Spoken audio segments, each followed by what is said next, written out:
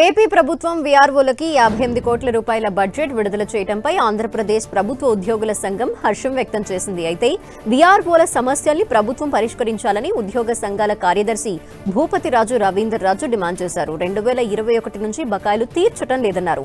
వాలంటీర్లు చేసిన పనులన్నీ వీఆర్ఓలు చేస్తున్నారని ఆయన తెలిపారు. బయోమెట్రిక్ వేస్తేనే జీతాలు ఇవ్వడం అనేది కరెక్ట్ కాదన్నారు భూపతిరాజు.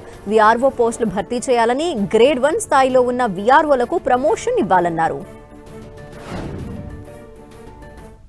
రాష్ట్రంలో ప్రభుత్వం ఆదేశిస్తే, ప్రభుత్వం సంబంధించి జిల్లా కలెక్టర్ గారు ఆదేశిస్తే, ఆర్టీఓ గారు ఆదేశిస్తే, ఎంఆర్ఓ గారు ఆదేశిస్తే పనిచేసేది వీఆర్ఓ, టౌన్ లెవెల్లో ఖర్చు పెట్టేది వీఆర్ఓ. అటువంటిది వీఆర్ఓలకి మౌలిక సదుపాయం ఉండదు. అడిగితే జెస్సీ గారిని అడిగితే కంప్యూటర్ ఉండదు. అడిగితే మీరు పని చేయండి ఎదురంగా అంటే నువ్వేం చేస్తావు తెలియదు, పని ఇవ్వాలి అడిగితే అంటే ఎంత ఇబ్బంది పడతామో అందరికీ తెలుసు. కానీ పని చేసి కూడా ఈ సచివాలయ వ్యవస్థ వచ్చిన తర్వాత వీఆర్ఓలకి మీ పని చేయడం అనుకోండి. కానీ 90 సర్వీసులు మాయ అసలు గ్రౌండ్లో మేమే చేస్తాం.